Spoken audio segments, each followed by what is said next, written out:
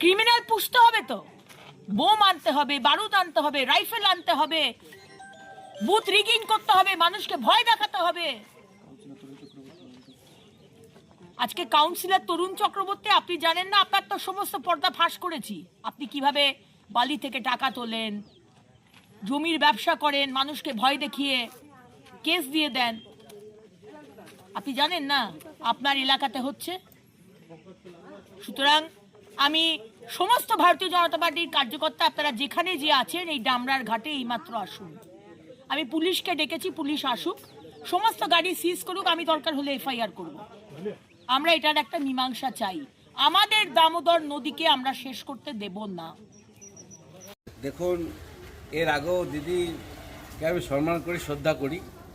দিদি এরকম ভিত্তিহীন যে কথাবার্তাগুলো তুলছে, আজকে যে বালি চলছে, বালির জন্য বন্ধ করার জন্যে আমি এর আগে আমি চিঠি করেছি 2022 আমি চিঠি করেছি। কোথায় কোথায় চিঠি করেছেন? ডিএম অফিসে আছে, এডিডিতে আছে, বিএলআরতে আছে, এডিসিপিতে আছে, মন্ত্রীর আছে। তারপরেও কি বালি খাদান বন্ধ হয়নি। 22-এ করার পর আমি আবার 24-এ করেছি। এখনই কি বালি খাদান 24-এ করেছি। এই এতগুলো চিঠি করলেন, হ্যাঁ। তারপরেও তো সুরাহা কিছু হলো না। না। তারপরে এখন দেখা যাচ্ছে যে বিধায়িকা এসে এখানে আন্দোলন করছেন, বালিতে যে চলছে ইলিগাল ভাবে, কি এইটাকে নিয়ে কি বলবেন? এবারে উনি যদি এসে, আজ উনি জানেন না ওনার বিধানসভা এলাকাতে কি হচ্ছে কি যাচ্ছে। আজকে হঠাৎ ওনার ঘুম ভেঙেছে, উনি তো এইটিকে চিঠি করেছেন। আসুক, আমরা সব সময় সরাবার যে আমার নিজের জায়গায় আমি পরিষ্কার আছি।